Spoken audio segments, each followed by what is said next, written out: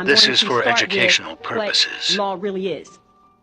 Most of us think that we go into a courtroom and understand the difference between a court and a courtroom, that the people who purport to use law really use words of art to make you believe, in fact, that law is on the table when you walk into a courthouse or a courtroom, when in fact that's not true. And I would like to share with you tonight, regardless of your religious persuasion, what law really is. Law, and as Muslims would say, all law, is A-L-L space L-A-W. All law. All law.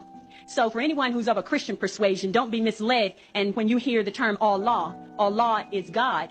All right. That is also what we would say in lawful terms, a misnomer. Allah is not God. God has no capacity and no standing to all law. Because God means governmental ordinance departments. There is no comparison. Now, who can use law?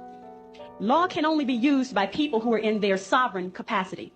And as I will share with you tonight, the majority of the people in the world, and I'm not going to get into all of the details about that, but the majority of the people in the world, 99% of them live in slavery today. So in 1863, via the Emancipation Proclamation, and I challenge you to go look in a law dictionary and look up the definition of emancipation and proclamation, and you will see that a proclamation is not a law. A proclamation is a public announcement by elected officials. It is not a law. So the Emancipation Proclamation of 1863 did not set any slaves free. What it did was standardize slavery, the United States being the model for the standardization of slavery, that all of the other nations around the world, as they reduced their people from their sovereign capacity and forced them to join nation states, then they were able to issue statute, codes, ordinances, resolutions on them. And a statute, as in a state statute of the Commonwealth of Pennsylvania, is not a law. It is corporate policy of the corporation that calls itself the Commonwealth of Pennsylvania Incorporated. All right? Now, a code is not a law. The United States codes, the code of the laws of the United States of America that are used in federal court and the Supreme Court, are not law. They are what they say they are. They are codes, ordinances, and resolutions of a municipality of the city of Philadelphia, which is a private nonprofit corporation that calls itself the city of Philadelphia.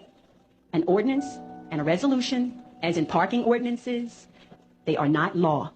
They are what they say they are. They are ordinances and they are resolutions.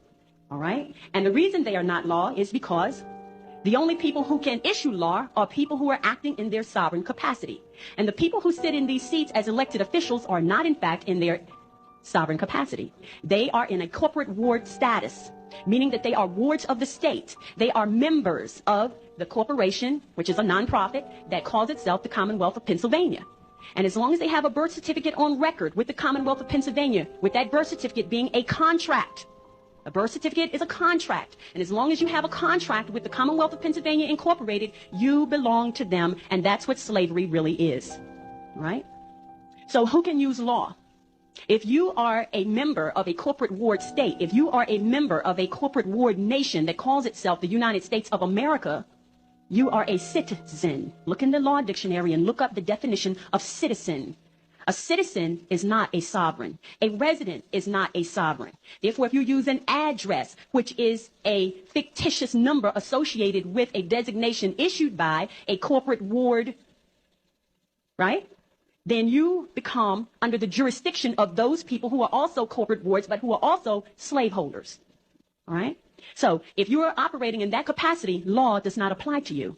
If you are a resident of the city of Philadelphia, which is a private nonprofit corporation, and you say you are a resident of the city of Philadelphia, then the ordinances and the resolutions of that private nonprofit corporation apply to you. If you are a citizen of the Commonwealth of Pennsylvania Incorporated, which is a private nonprofit corporation, then the statutes of that nonprofit corporation apply to you. If you are a citizen of the United States of America, which is a private nonprofit corporation, then the code of the laws, right, apply to you. But if you are a sovereign of the Moorish Empire, those ordinances, those resolutions, those codes, those statutes do not apply to you because you are not a member of the corporate ward state. It's as simple as that. And they understand the difference. This is why on their documents, they use words of art. They use the word label. They use the word person. They use the word address. All of these things that place you in their jurisdiction, and you unknowingly fill out forms every day. And every time you fill out a form, you enter into a contract. I don't care what kind of form it is. It's a contract.